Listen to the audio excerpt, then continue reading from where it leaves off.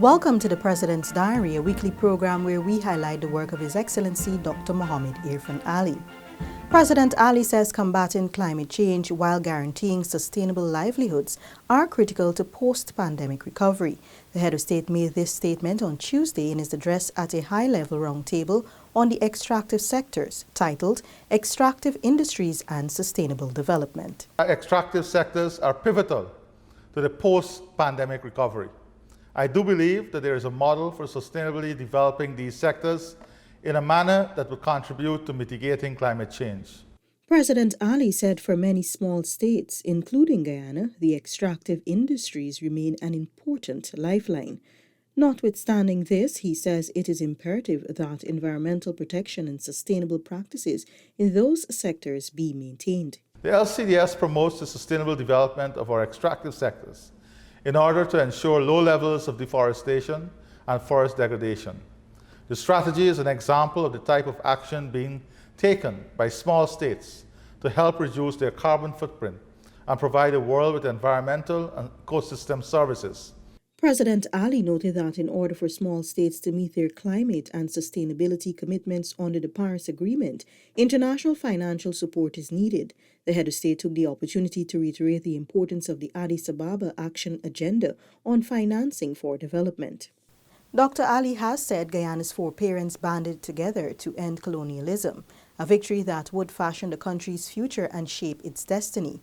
The president made this statement during his address at the 55th Independence Anniversary flag-raising ceremony in Kingston Tuesday evening. No one race of our people achieved that victory.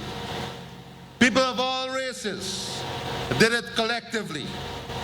As Guyanese born in this land and of this land, each the equal of the other, and each devoted to the common purpose of making of Guyana a homeland in which all Guyanese could thrive and prosper. The president urged Guyanese to keep faith with those who fought against colonialism by recalling the spirit of common purpose that motivated them with pride and respect. We must commit to continue the journey they began, realizing our hopes and aspirations for the future of our much-loved Guyana. Dr. Ali reminded the nation that her people have triumphed over colonialism and exploitation and political differences, but are still living and working together. He said it is our job to carry the enterprise on. President Ali says Guyana wants to live in harmony with Venezuela. The head of state, during his address at the flag-raising ceremony, issued a call for Guyanese to stand in solidarity to protect the nation's territorial integrity, noting that Guyana will not be bullied. We cannot recall the moment of Guyana's independence without also remembering the efforts of Venezuela to prevent it. They have spent the last 55 years of the independence of all of Guyana pursuing this claim. The president expressed confidence that the International Court of Justice will bring the matter to an end. He thanked Guyana's international partners for their support. Meanwhile, the president appealed to Guyana's adult population to ensure they are vaccinated against COVID-19 to help stop its spread so that the country can soon return to normalcy. The length of this battle depends on how soon each of us is fully vaccinated, liberating ourselves to return to a high level of normal life and protecting others from infection.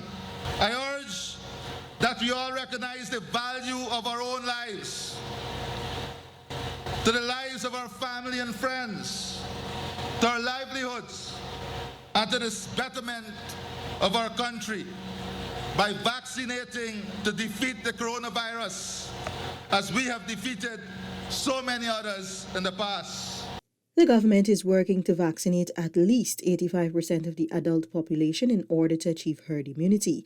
This occurs when enough of a population becomes immune to a disease, significantly reducing the chances of transmission. President Ali earlier on Tuesday said while the welfare of the city remains paramount, the government will not allow itself to be used as a scapegoat when the mayor and city council fails in fulfilling its responsibility. The head of state made this point while responding to a recent statement by Georgetown Mayor, His Worship Ubraj Narain, in which he claimed that the president is starving the council of resources. The government is fully committed in ensuring that City Hall is restored. That is a project we have budgeted resources for in the budget, and we are going to work on implementing that. Whilst the city is not fulfilling its responsibility in the maintenance of the environment, in the cleaning of drainage, in the maintenance of infrastructure, the central government has embarked on a massive program to clean the city, to clean the roadways, to establish roundabouts.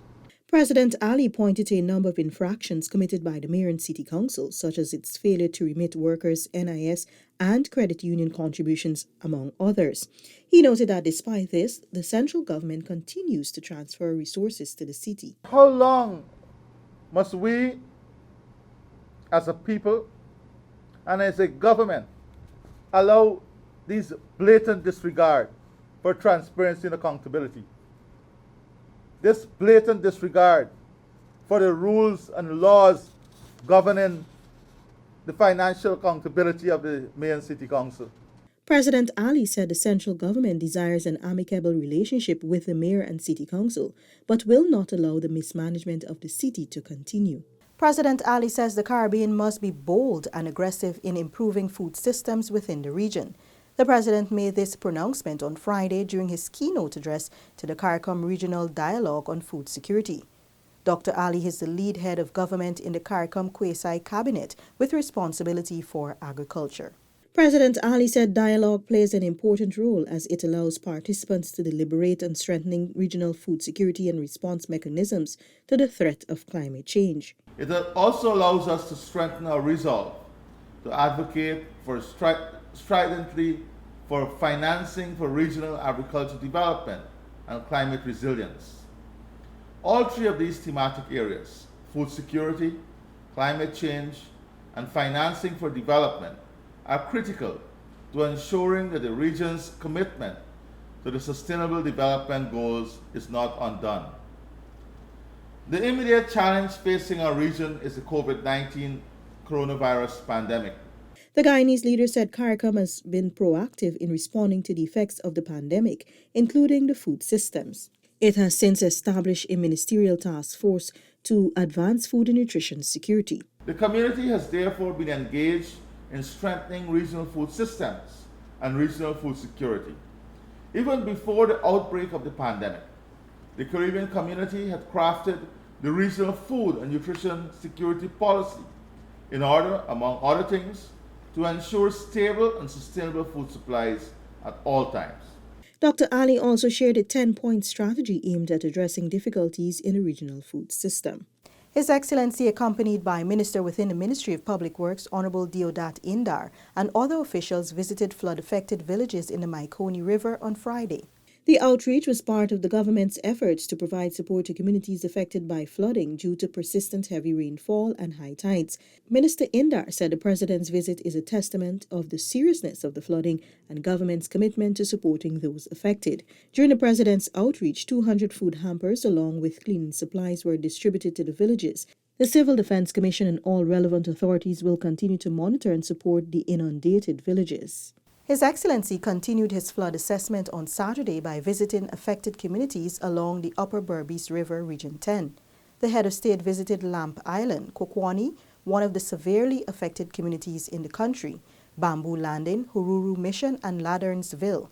President Ali listened to the concerns of scores of residents whose homes and farmlands are inundated due to persistent rainfall over the last week. The president reassured the residents that his government, working with all stakeholders, including the Civil Defense Commission, will ensure that food, water, and health supplies are provided. He explained that shelters would be set up at various government buildings to ensure that flood-affected residents have places to stay safe and secure until the flood waters recede. The farmers and the residents are very concerned about their livelihood and how they will return to their livelihood and their farm. Some farms completely destroyed. Some people rice crops, they did not get to cut the rice. So these are issues that we will have to deal with. And the CDC, along with the Ministry of Agriculture, they're doing that assessment now. And after that assessment is completed, then we'll determine the level of intervention that will be needed. You know, we are not only in the polders, various areas across Region 6, Region 5. Today I went into Pakwani before I came here into the Berbice River, and the situation is the same. President Ali was accompanied by Minister of Public Works, Honorable Bishop Juan Edgel, Minister of Public Service, Honorable Sonia Parag, Chief of Staff of the Guyana Defense Force, Brigadier Godfrey Bess, Director General of the Civil Defense Commission, Lieutenant Colonel Kester Craig, and other officials. A team of government officials, including Prime Minister, the Honorable Brigadier Retired Mark Phillips, and Minister of Amerindian Affairs, Honorable Pauline Sukai, also visited Region 10 on Saturday to distribute food hampers and to assess the flood-related damage in various communities. This has been the President's Diary, where we took a look at His Excellency Dr. Mohammed Irfan Ali's week of activities. Thanks for watching. Join us again next week.